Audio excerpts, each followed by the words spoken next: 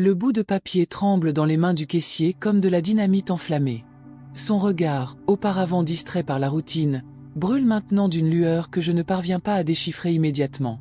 Dans cette seconde de silence pesant, je sais que ce n'est pas un achat ordinaire. C'est une phrase.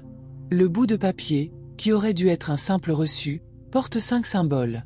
5 symboles qu'il voit et qui changent tout. L'atmosphère autour de moi se déforme.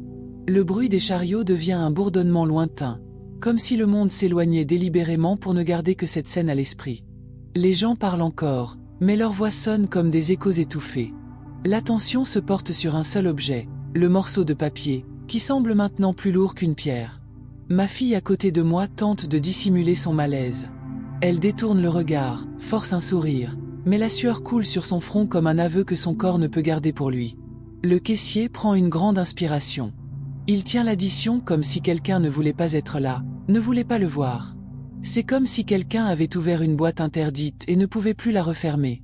Et je sens le sol se dérober sous mes pieds. Car, d'une certaine manière, je sais aussi que ce n'est pas facile.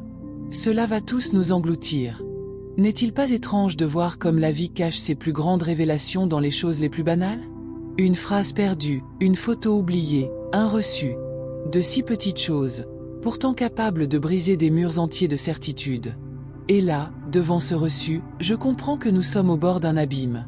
Non pas un abîme physique, mais un abîme qui s'ouvre dans l'âme, où la chute ne s'arrête jamais. J'essaie d'avaler, mais ma gorge est trop sèche. Je regarde autour de moi, les gens sentent que quelque chose ne va pas, même s'ils ne comprennent pas quoi. Regard curieux, murmure étouffé.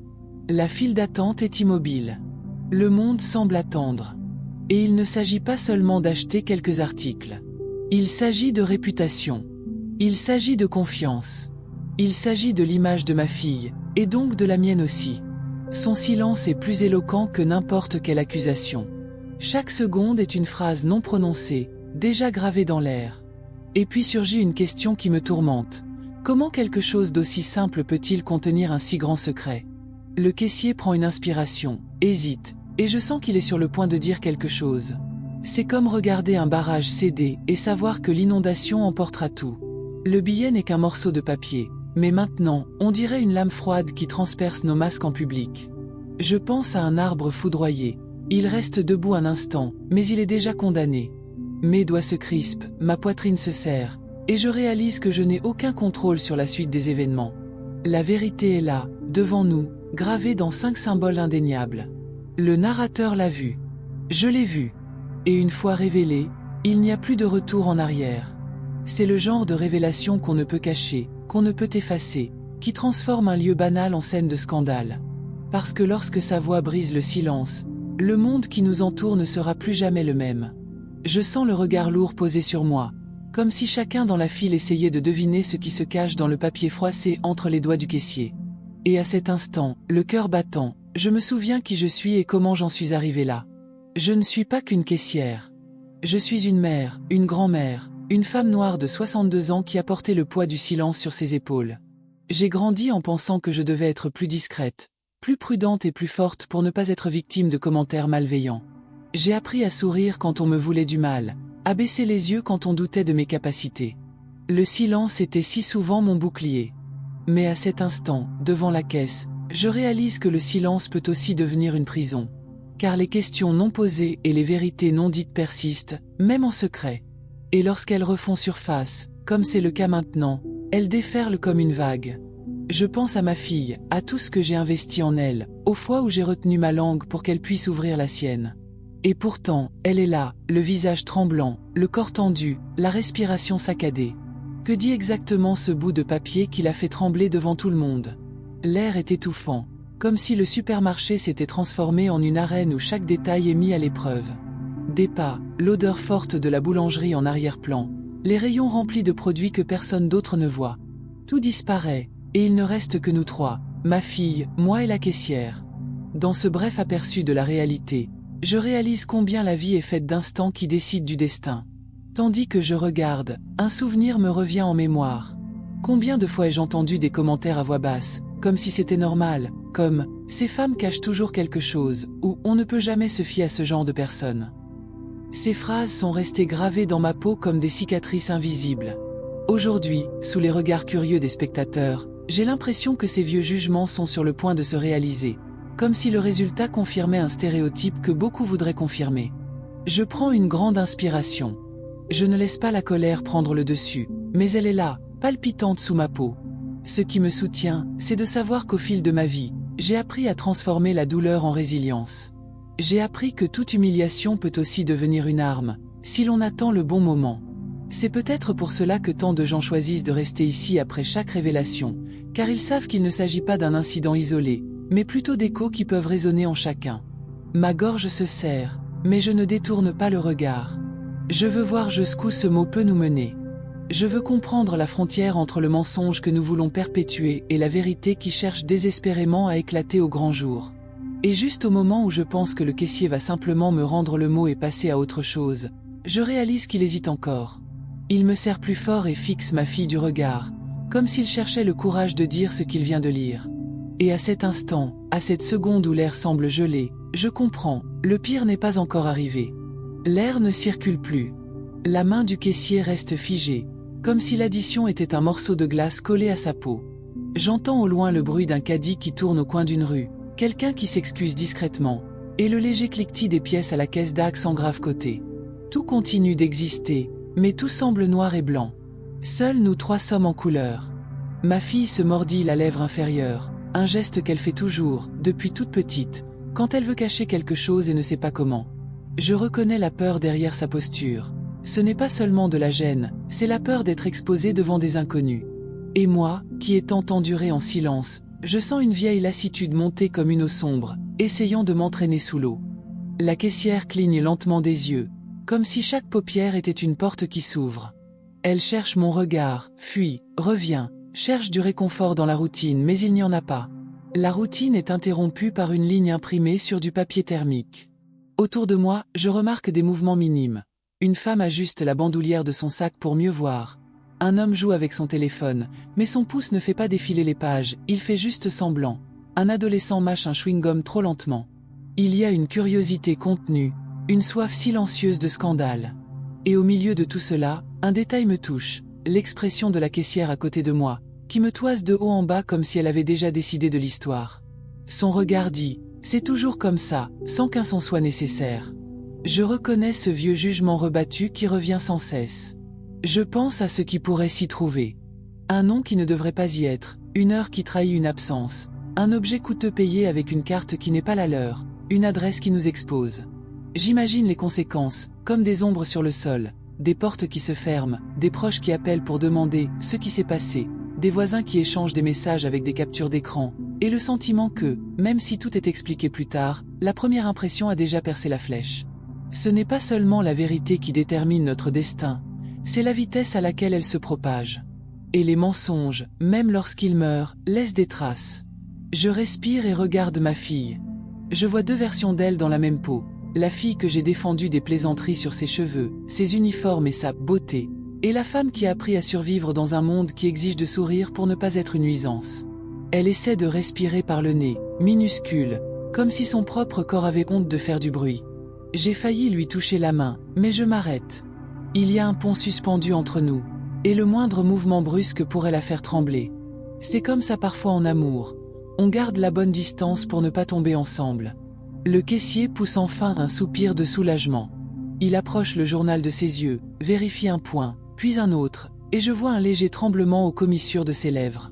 C'est le tremblement de quelqu'un qui sait que la vie d'une famille va changer selon ses paroles.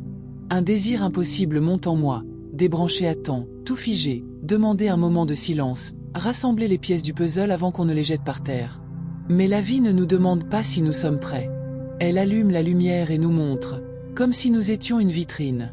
Soudain, je réalise que le sol réfléchissant du marché révèle trois silhouettes dessinées par la lumière des lampadaires. La mienne, immobile malgré mes tremblements. Celle de ma fille, recroquevillée comme un oiseau effrayé. Et celle du caissier, étirée, dans la posture de quelqu'un absorbé par une feuille de papier sur laquelle il n'a pas écrit.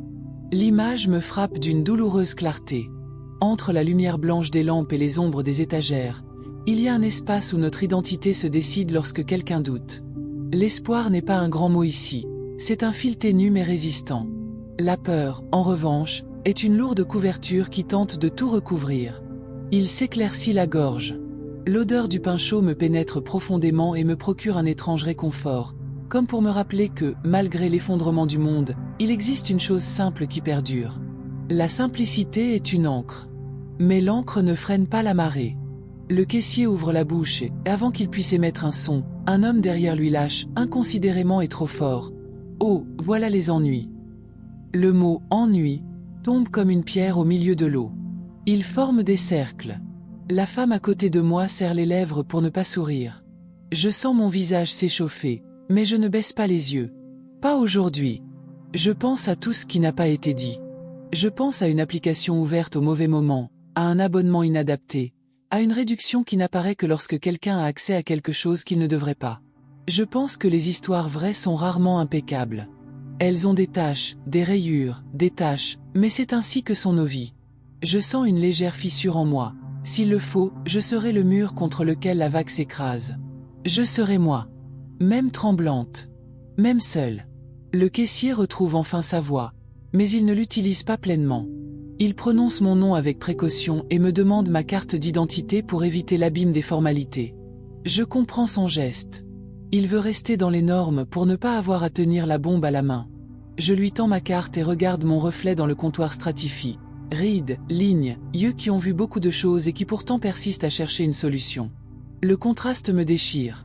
Une partie de moi veut croire que tout se réglera tranquillement avec ce garçon. L'autre sait que quelque chose d'important se prépare derrière le rideau. Il vérifie les numéros, la date, le nom de famille. Ma fille marche sur son lacet et manque de trébucher. Elle s'accroche au comptoir, faisant comme si de rien n'était, et je reconnais la hâte de quelqu'un qui veut disparaître. Nulle part où aller.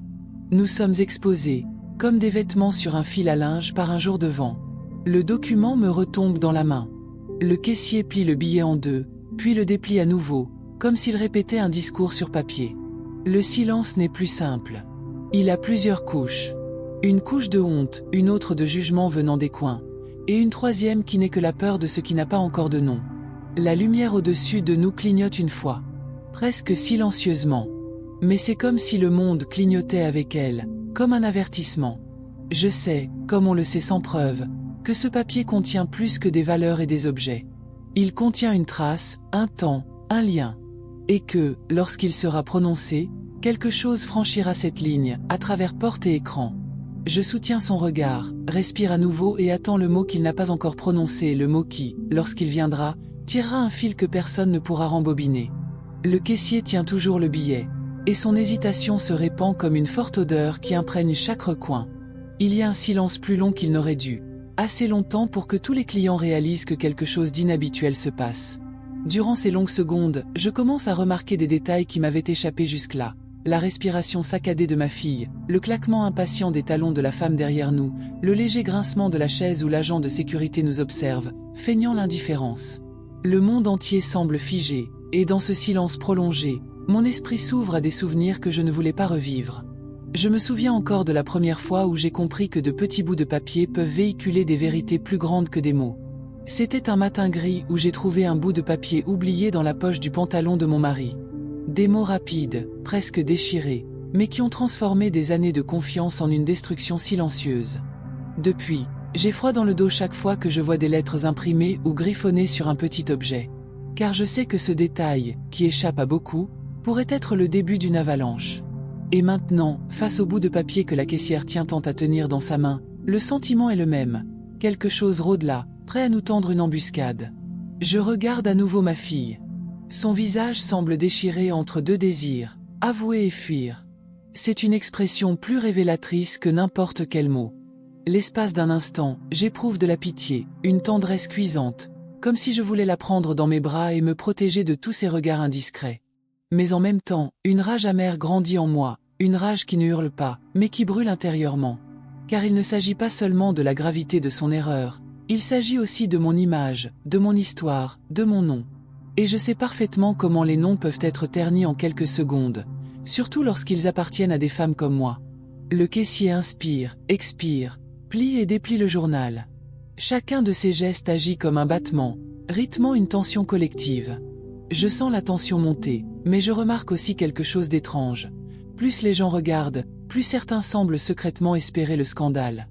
C'est horrible, mais réel. Certains se réjouissent de la chute des autres. C'est peut-être pourquoi, à ce stade, beaucoup ressentent le besoin de soutenir cette démarche et d'envoyer un signal silencieux indiquant que le message les a touchés.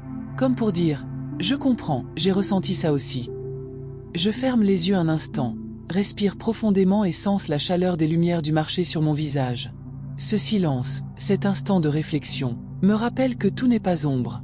Dans l'obscurité, il y a toujours une fissure, un petit rayon de lumière, mais suffisant pour montrer que nous ne sommes pas encore perdus. Je m'y accroche, comme quelqu'un qui s'accroche à un fil pour éviter de se perdre dans un labyrinthe. Car même si le contenu de ce message peut me blesser, il est encore possible de le transformer en quelque chose de plus grand, de plus fort. En ouvrant les yeux, je remarque que le caissier essaie lui aussi de se protéger. Il regarde autour de lui, ajuste sa carte d'identité et déglutit difficilement. Non seulement notre vie pèse sur ce morceau de papier, mais la sienne aussi, qui révèle soudain un secret qu'il n'a pas demandé. Et à cet instant, pour la première fois, j'éprouve de la pitié pour lui.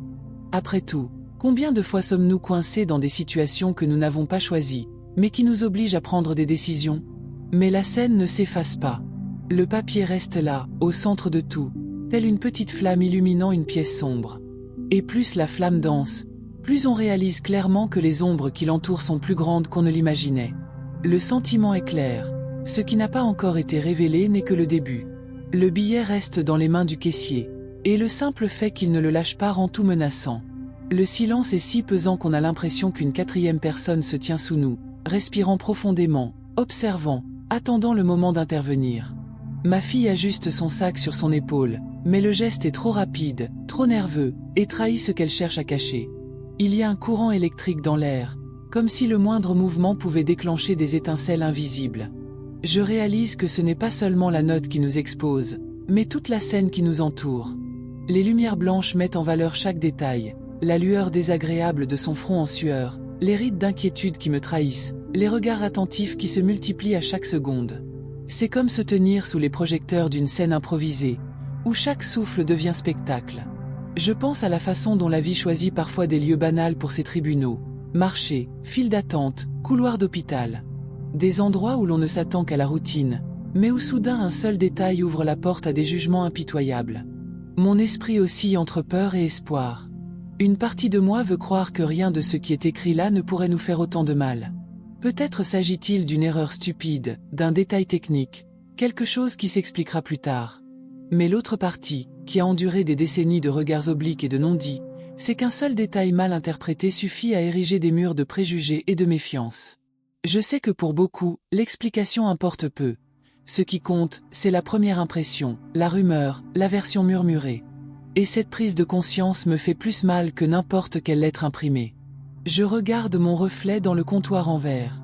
Je vois deux femmes, moi, ferme, essayant de ne pas vaciller, et ma fille, fragile, les épaules voûtées et la bouche serrée, comme si elle étouffait des cris.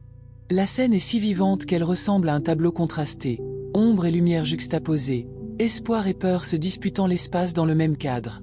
Et un sentiment tenace grandit en moi.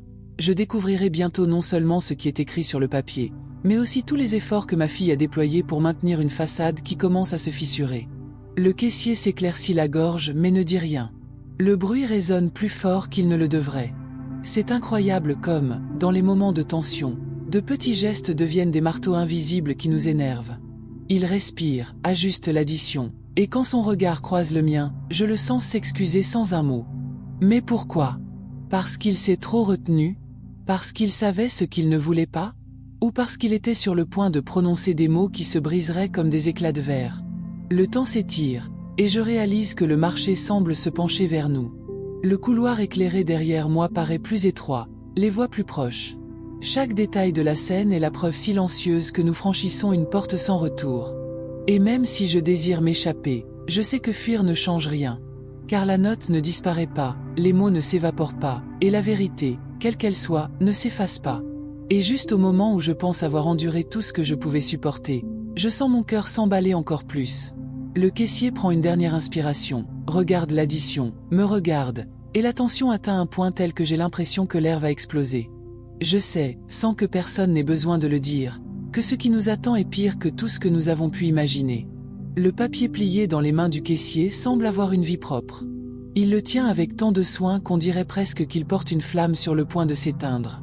Ma fille, à côté de lui, détourne le regard, comme si elle craignait de se regarder dans un miroir qui en révélerait plus qu'elle ne le souhaiterait. Le temps file, s'éternise, et chaque seconde porte le poids d'années de silence. La scène entière ressemble à un tableau de contraste. D'un côté, la lumière blanche des lampes, qui révèle tout. De l'autre, les ombres allongées qui s'obstinent à cacher ce que nous ne voulons pas voir. Un frisson me parcourt l'échine. Ce n'est pas seulement la peur de ce qui pourrait être là, mais aussi la peur de ce qui adviendra ensuite, lorsque les mots seront enfin prononcés.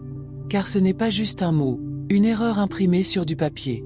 Il s'agit de confiance, d'un nom, d'une histoire. Il s'agit de la façon dont une révélation, aussi petite soit-elle, peut briser des liens ou révéler des vérités que personne ne voulait affronter. Dans cet espace entre espoir et malheur, mon esprit s'agite, imaginant des chemins qui se croisent devant moi. Je me souviens de matins où l'espoir était simple, l'odeur du café, la radio qui jouait doucement, ma fille quittant la maison, son uniforme encore froissé, mais avec une lueur d'espoir dans les yeux. Ces fragments se mêlent maintenant à l'image d'elle, tendue, recroquevillée, les mains enfouies dans les poches. Le doux souvenir se heurte à l'amertume de la scène, comme deux vagues se brisant dans la même mer. Et je réalise que c'est précisément là le dilemme. Comment concilier nos rêves avec ce que la réalité s'obstine à nous montrer? Partout, les regards se multiplient. Un couple à l'arrière-plan fait mine de choisir un chewing-gum, mais ne nous quitte pas des yeux. Une femme serre si fort son sac à pain qu'elle en froisse l'emballage. Chaque étranger présent semble devenir un témoin involontaire, un juré silencieux dans un procès que nous n'avons pas sollicité, mais qui a déjà commencé. Et je me demande, la vie trouve-t-elle toujours un public pour nos erreurs les plus intimes? Le caissier passe son pouce sur le bord de l'addition, comme pour gagner du temps. J'observe ce geste et je pense à la façon dont tout dans la vie repose sur ce fil d'attente, la peur qui nous paralyse et l'espoir qui nous propulse. C'est comme traverser un pont suspendu au-dessus d'une rivière profonde. Le vent tangue, les cordes grincent, et pourtant il faut continuer. Car faire demi-tour n'est plus une option. La respiration de ma fille devient plus saccadée. Elle ferme les yeux un instant, comme pour implorer que tout disparaisse. Mais rien ne disparaît. Au contraire, chaque détail gagne en clarté. La sueur qui coule, le tremblement de ses doigts, le reflet de la lumière sur son front, tout crie plus fort que les mots. Et je sens que, même sans entendre la révélation, nous sommes déjà jugés par le pressentiment de ce qu'elle pourrait être. Deux forces se disputent mon espace. Le souvenir de la jeune fille qui rêvait exige de moi tendresse, compassion et attention. Mais la femme qui a enduré une humiliation silencieuse exige de moi fermeté, clarté et courage. C'est comme si deux cœurs battaient à des rythmes différents, chacun tirant dans une direction différente. Et je sais que lorsque le caissier parlera enfin, l'un de ces cœurs se brisera. L'instant s'étire comme un souffle retenu. Tout le marché semble attendre, les allées silencieuses, les étagères comme les murs d'un théâtre improvisé. Et pourtant, rien ne se passe. Le caissier reste immobile, l'addition entre les doigts. Ma fille à mes côtés telle une ombre menaçant de se désintégrer. Seule demeure la tension, la certitude que la seconde qui suit apportera avec elle un fardeau impossible à ignorer. Le silence qui s'étend devant moi n'est plus seulement un malaise. Il commence à se transformer en quelque chose de plus profond, une chaîne invisible qui enchaîne tout le monde autour, comme si l'air était devenu plus dense, plus impénétrable. Le caissier ne parle toujours pas, mais le simple fait de ne pas remettre l'addition a déjà un effet dévastateur. Chacun interprète, chacun imagine, chacun invente des versions avant même de prononcer un mot. À ce stade, je réalise que le jugement ne commence pas lorsque la vérité éclate, mais seulement lorsque l'espace s'ouvre au mystère. Le vide pèse parfois plus lourd que la révélation. Ma fille est immobile, mais son corps est marqué de petites fissures. La façon dont elle presse ses doigts contre la sangle de son sac, comme si elle essayait de déchirer le tissu pour s'empêcher de crier. L'éclat humide dans ses yeux, qu'elle tente de dissimuler en détournant la tête. Chaque détail révèle une histoire parallèle de peur et de secret. Et moi, qui l'observe, je ne sais pas si je dois ressentir de la pitié ou de la colère. Car à chaque seconde, c'est comme si j'étais moi aussi aspiré par ce qu'elle cache. Son silence me condamne avec elle. Je pense à la façon dont les actions, aussi petites soient-elles, déclenchent des réactions en chaîne. C'est comme jeter une pierre dans un lac, l'effet est bref, mais les ondes se multiplient et se propagent jusqu'au rivage jusqu'à ce qu'il n'y ait plus d'eau pure. C'est exactement ce que nous vivons en ce moment. Le geste du caissier avec le ticket de caisse, l'hésitation de ma fille, les regards attentifs des inconnus. Tout se propage invisiblement, construisant peu à peu une histoire qui ne s'effacera peut-être jamais. Je sais que lorsque la nouvelle sera enfin lue, ce ne sera pas un simple détail flagrant. Elle aura des répercussions sur tout ce que nous avons essayé de maintenir ensemble. Ce sera un choc d'efforts et de récompenses, de lutte et de perte. Comme si chaque sacrifice que j'ai fait pour ma fille, chaque silence que j'ai gardé, chaque renoncement avait désormais la possibilité d'être récompensé ou anéanti par quelques mots imprimés en noir sur le blanc délicat d'une feuille de papier. Le contraste est cruel. Tandis que je ressens la douleur de l'exposition, une partie de moi aspire à la révélation. Elle souhaite que cette tension se dissipe une fois pour toutes, que la vérité éclate au grand jour, même si c'est douloureux. Car le fardeau de l'ignorance est parfois pire que la douleur de l'affronter. Et je sais que beaucoup de ceux qui m'écoutent ressentent aujourd'hui le même paradoxe, ce besoin de rompre ce silence oppressant. C'est peut-être pour cela que tant de personnes partagent leurs pensées avec moi, lâchant des mots qui résonnent comme un commentaire, comme pour me dire « Je comprends, je suis passé par là aussi ». Mais le moment n'arrive jamais. La caissière reste essoufflée, tiraillée entre le devoir de parler et la peur de nuire. Ma fille reste courbée, les épaules presque collées à ses oreilles, comme si elle cherchait à se cacher. Et moi, je reste là, entre ces deux forces, sentant la tension monter comme l'eau emplissant un espace clos. À chaque seconde, le sentiment s'accentue que le véritable effet n'a même pas encore commencé. Ce qui a été vu jusqu'ici n'est que le premier bang. Ce qui arrive maintenant, je le sens, sera l'explosion. Le silence qui persiste maintenant semble prendre forme.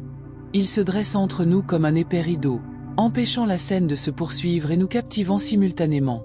Le caissier tient le billet dans sa main, les doigts pressés contre le papier comme si ce geste pouvait contenir la vérité quelques secondes de plus. Ma fille garde les yeux baissés, évitant tout contact visuel, et ce simple geste est plus révélateur que 1000 mots. On ne baisse pas la tête sans raison. On n'échappe pas au regard de quelqu'un qui a du sang dans le corps par hasard. Les sons qui nous entourent sont déformés. Les bips des autres haut-parleurs semblent provenir de l'eau. Les voix de ceux qui parlent en file indienne sont étouffées, comme venues d'un autre monde. Pourtant, dans l'espace confiné que nous occupons, tout est parfaitement clair. Chaque souffle, chaque tremblement, chaque léger mouvement est ressenti avec une clarté macabre.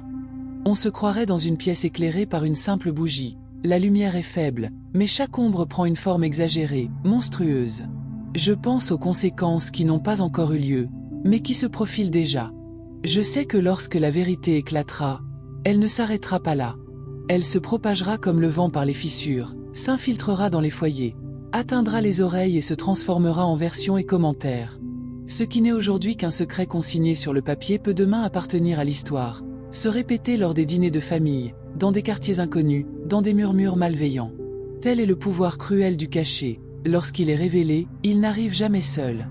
Deux images se succèdent dans mon esprit. Je vois ma petite fille courir pieds nus dans le jardin, le rire léger, les cheveux au vent. Ce souvenir évoque la chaleur, l'espoir et le désir de protéger. Mais l'image se brise quand je la regarde maintenant, les épaules affaissées, le visage crispé, la bouche tremblante. C'est comme si je regardais une photographie déchirée en deux morceaux qui ne s'assemblent plus.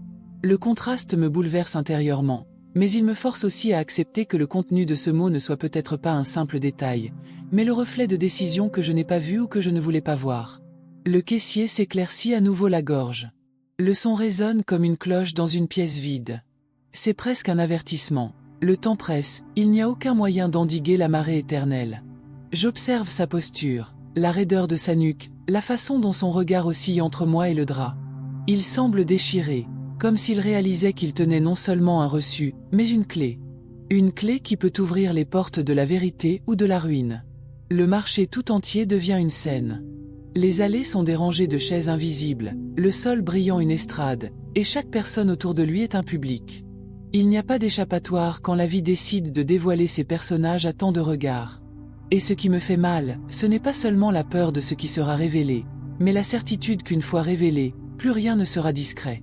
L'intimité, une fois déchirée, ne peut être restaurée. Au fond de moi, cependant, subsiste une lueur d'espoir, à peine perceptible mais persistante. L'espoir que, lorsque tout s'éclaircira, je trouverai en moi la force de transformer cette révélation en quelque chose de plus grand. Peut-être qu'une vérité dite publiquement peut être libératrice, même si elle commence par une blessure. Mais en attendant, nous sommes sur une corde raide, oscillant entre chute et équilibre. La caissière soulève un peu le papier, prend une grande inspiration, et ce geste suffit à attirer l'attention de tous ceux qui l'entourent, attendant la suite. Je sens mon cœur battre si fort qu'il semble emplir toute la pièce.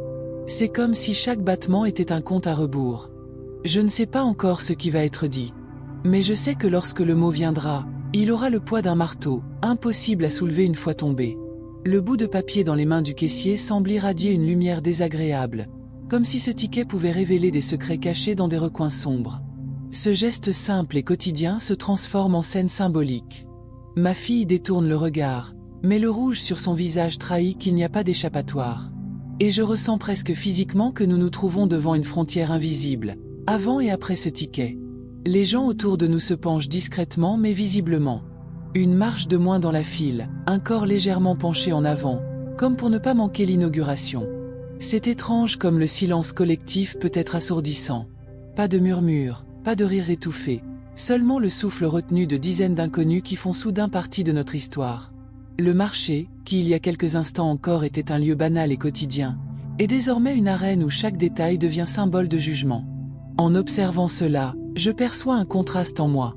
D'un côté, l'ombre de la méfiance, la peur que tout s'écroule en quelques secondes. De l'autre, une étrange clarté surgit au milieu du chaos, la certitude que la vérité, même si elle fait mal, apporte aussi de la lumière. C'est comme marcher sur une route au crépuscule.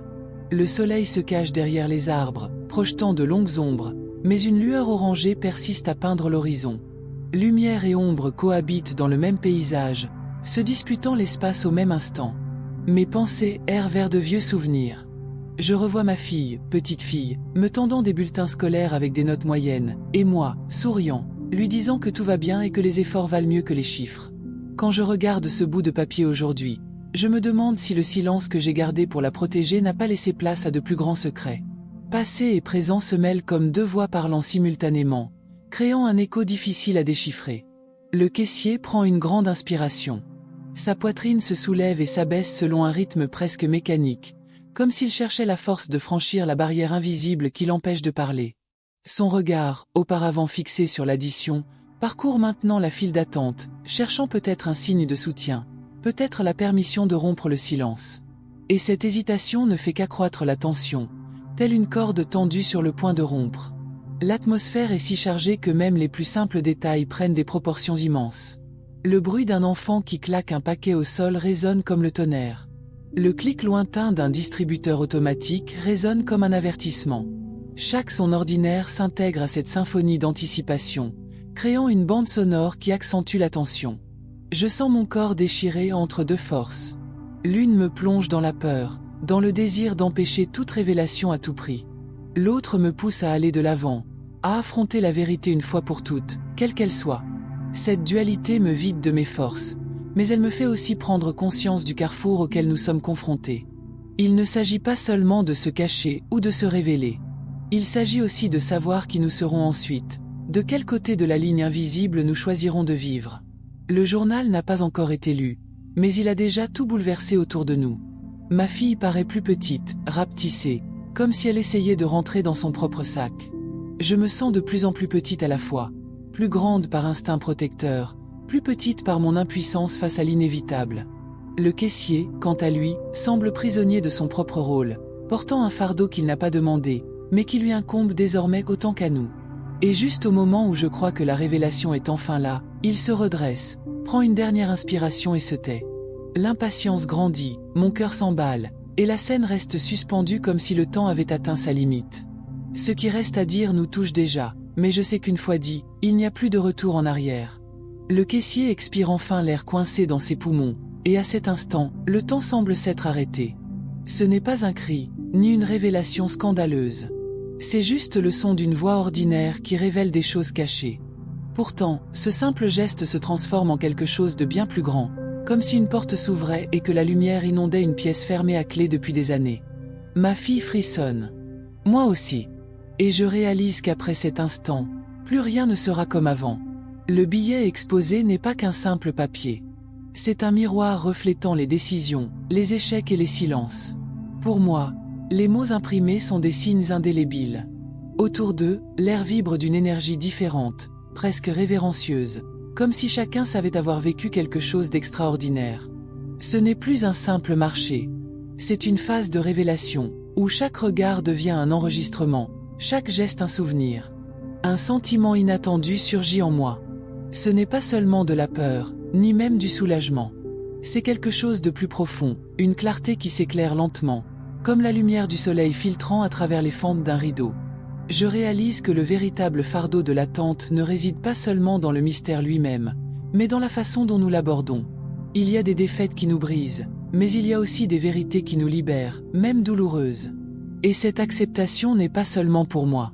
Elle est aussi pour ceux qui suivent, ceux qui se reconnaissent dans ces mots et reconnaissent des fragments de leur propre vie dans les détails de ce récit. Ces images sont encore présentes en moi. Ma petite fille courant dans la cour, son cartable glissant de son épaule, son large sourire. La même fillette essayant de se cacher derrière son sac aujourd'hui, recroquevillée sous le poids de ce qu'elle a découvert. Ce contraste me transperce l'œil comme une lame. Mais il me rappelle aussi que la croissance naît précisément de ce choc. Enfance et maturité, erreur et apprentissage, peur et courage. Je regarde autour de moi et je sens que chacun a quelque chose à retenir. Certains apportent des ragots, d'autres des jugements, mais aussi des choses qui font réfléchir. Ce qu'ils ont vu n'était pas seulement la chute d'une façade, mais un rappel que personne n'est à l'abri des révélations de la vie. Et c'est à ce moment-là que je sens que beaucoup de ceux qui partagent ce moment avec moi se sentent poussés à laisser leur empreinte. Un geste silencieux de soutien, comme quelqu'un qui aime, commente ou décide de rester pour prêter attention à d'autres vérités à venir. C'est presque un pacte invisible entre ceux qui parlent et ceux qui écoutent, entre ceux qui vivent et ceux qui observent. Ma respiration reprend son rythme naturel, mais mon cœur continue de s'emballer. Car je sais que la transformation ne réside pas seulement dans ce qui a été révélé, mais aussi dans ce que cela signifie désormais.